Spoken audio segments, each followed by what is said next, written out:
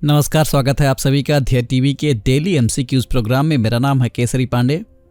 बिना देर के हुए शुरुआत करते हैं आज के एमसीक्यूज का और लेते हैं पहला प्रश्न।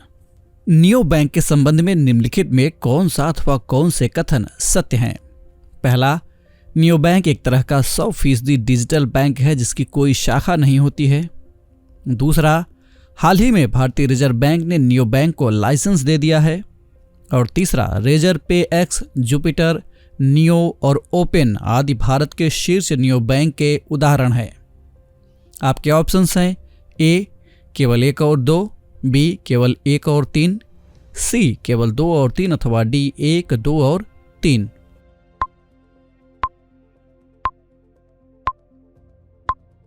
इस प्रश्न का सही उत्तर है विकल्प बी यानी केवल कथन 1 और 3 सत्य हैं। इसकी व्याख्या देख लेते हैं। नियो बैंक का कामकाज 100% डिजिटल होता है। इसकी कोई फिजिकल ब्रांच नहीं होती है। इसका मतलब यह हुआ कि परंपरागत बैंकों की तरह नियो बैंक की कोई शाखा नहीं होती है। नियो बैंक हर ऐसी बैंकिंग सुविधाएं ऑफर करते हैं जो आपको किसी परंपरागत बैंक में मिलती हैं। इसमें यूजर को हर तरह की बैंकिंग सुविधाएं ऐप के जरिए मिलती हैं। भारत में करीब 1 दर्जन नियो बैंक इस वक्त सक्रिय हैं। इनमें रेजर पे एक्स, जुपिटर, नियो और ओपन आदि शामिल हैं। भारत में अभी तक भारतीय रिजर्व बैंक ने नियो बैंक को लाइसेंस नहीं दिया है। इस वजह से ये बैंक परंपरागत बैंकों के साथ मिलकर बैंकिंग सेवाएं देते हैं। चूंकि नियो बैंक की कोई ब्रांच नहीं होती है, इसलिए इनकी सेवाएं परंपरागत बैंकों के मुकाबले सस्ती हैं। इनका कामकाज पूरी तरह से टेक्नोलॉजी पर आधारित है, इसलिए क्लाउड टेक प्लेटफॉर्म का इस्तेमाल करते हैं। पूरी तरह से डिजिटल होने के कारण और भारत में डिजिटल लिटरेसी कम होने के कारण फ्रॉड की संभावनाएं ज्यादा रहती हैं। नियो बैंक की इन्हीं चुनौतियों को देखते हुए आरबीआई ने नियो बैंक बिजनेस मॉडल पर कड़ी नजर रखने की बात कही है हाल ही में। हालांकि भारत में आरबीआई की इजाजत मिल जाने के बाद नियो बैंक की ग्रोथ काफी तेज हो सकती है, क्योंकि नई पीढ़ी के ग्राहकों में इसकी सेवाएं काफी ज्यादा लोकप्रिय हैं। बढ़ते हैं दूसरे प्रश्न की ओर। भारत गौरव ट्रेन के संबंध में निम्नलिखित में कौन सा अथवा कौन से कथन सत्य हैं? पहला, भारत गौरव योजना के तहत भारत गौरव ट्रेन नाम से देश की पहली प्राइवेट ट्रेन का सबसे पहला सफर कोयंबटूर से साईनगर शिरडी के बीच रहा। दूसरा, मार्च 2022 में सरकार द्वारा भारत गौरव योजना की घोषणा थीम आधारित टूरिस्ट सर्किट ट्रेन चलाने के लिए किया गया था। आपके ऑप्शंस हैं ए केवल 1, बी केवल 2, सी 1 और 2 दोनों अथवा डी इनमें से कोई नहीं।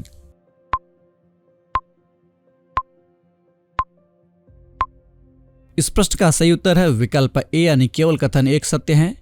इसकी व्याख्या देख लेते हैं। भारत गौरव योजना के तहत भारत गौरव ट्रेन नाम से देश की पहली प्राइवेट ट्रेन शुरू हो चुकी है। इसका सबसे पहला सफर कोयंबटूर से साईनगर शिरडी के बीच रहा।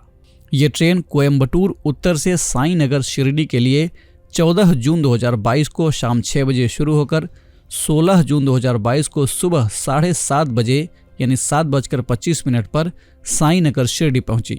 ये ट्रेन पूरी तरह से धुआं से मुक्त है।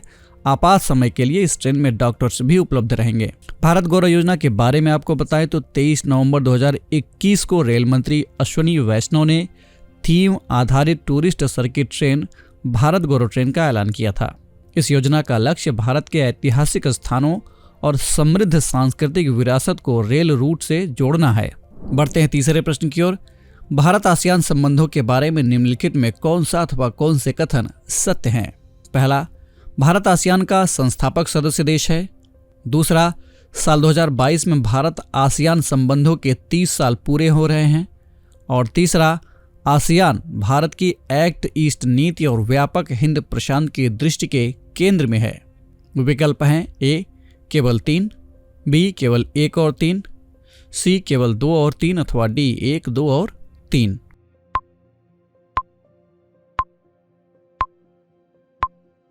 इस प्रश्न का सही उत्तर है विकल्प सी यानी केवल कथन 2 और 3 सत्य है। कथन 1 गलत है। इसकी व्याख्या देख लेते हैं। आसियान का पूरा नाम association of south east Asian Nations है। यह दक्षिण पूर्व एशियाई देशों का एक क्षेत्रीय संगठन है।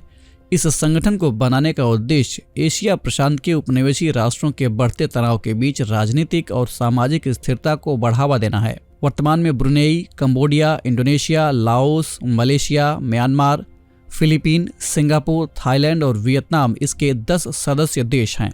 आसियान भारत वार्ता संबंध की शुरुआत 1992 में हुई थी, जब भारत आसियान का क्षेत्रीय वार्ता भागीदार बना था। दिसंबर 1995 में भारत पूर्ण वार्ता भागीदार बन गया आसियान का। साल 2002 से भारत और आसियान के बीच वार्षिक शिखर सम्मेलन भी आयोजित किया जाने लगा। साल 2012 में संबंधों को रणनीतिक साझेदारी का स्वरूप दिया गया। आसियान भारत की एक्ट ईस्ट नीति और व्यापक हिंद प्रशांत के दृष्टि के केंद्र में है। बीते 15 से 17 जून 2022 के दौरान भारत की मेजबानी में आसियान देशों के विदेश मंत्रियों का एक सम्मेलन नई दिल्ली में आयोजित किया गया। भारत आसियान संबंधों के 30 साल पूरे होने के अवसर पर यह विशेष सम्मेलन आयोजित किया गया है। बढ़ते हैं चौथे प्रश्न की ओर। विश्व मरुस्थलीकरण और सूखा रोकथाम दिवस के बारे में निम्नलिखित में कौन सा अथवा कौन से कथन सत्य हैं? पहला, हर साल 17 जून को विश्व मरुस्थलीकरण और सूखा रोकथाम दिवस मनाया जाता है। दूसरा, इस वर्ष यानी साल 2022 की theme food, feed, fibre, the links between consumption and land है। ऑप्शंस है ए केवल 1, बी केवल 2, सी 1 और 2 दोनों अथवा डी इनमें से कोई नहीं।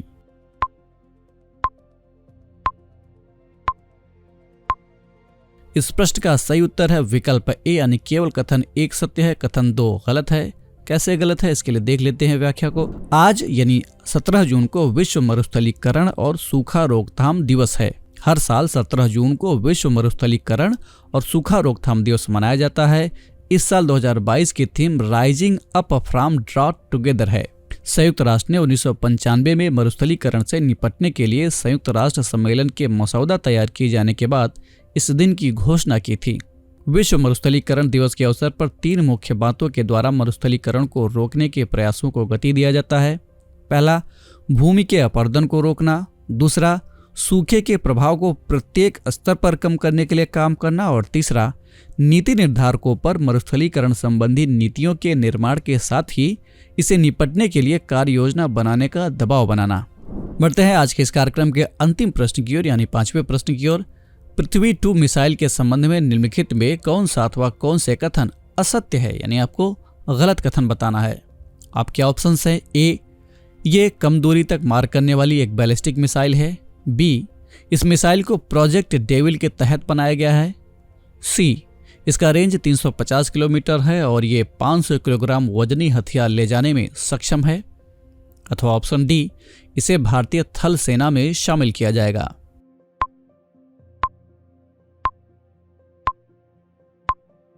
इस प्रश्न का सही उत्तर है विकल्प डी यानी डी में दिया गया कथन गलत है। इसकी व्याख्या देख लेते हैं। बीते 15 जून को भारत ने ओडिशा के एक एकीकृत परीक्षण केंद्र से कम दूरी तक मार करने वाली बैलिस्टिक मिसाइल पृथ्वी 2 का सफल परीक्षण किया। कम दूरी तक मार करने वाली बैलिस्टिक मिसाइल पृथ्वी 2 बेहद कामयाब मानी जाती है और बहुत ही उच्च स्तर की सटीकता के साथ निर्धारित यानी तय लक्ष्य को भेदने में सक्षम है। इस मिसाइल प्रणाली की शुरुआत 1983 में शुरू हुए integrated guided missile development program यानी IGMDP के तहत हुआ था। इस मिसाइल को प्रोजेक्ट डेविल के तहत बनाया गया था। इसमें 3 मिसाइलें बनाई जानी थीं। पहला पृथ्वी 1 जो कि भारतीय थल सेना के लिए था। इसका रेंज था 150 किलोमीटर, जिसमें 1000 किलोग्राम वजनी हथियार ले जाने में ये सक्षम था। दूसरा था पृथ्वी 2 जो कि भारतीय वायुसेना के लिए बनाया गया है। इसका रेंज 350 किलोमीटर है, जिसमें 500 किलोग्राम वजनी हथियार ले जाने में ये सक्षम है। और तीसरा है श्रेणी में पृथ्वी 3 जो कि भारतीय नौसेना के लिए है।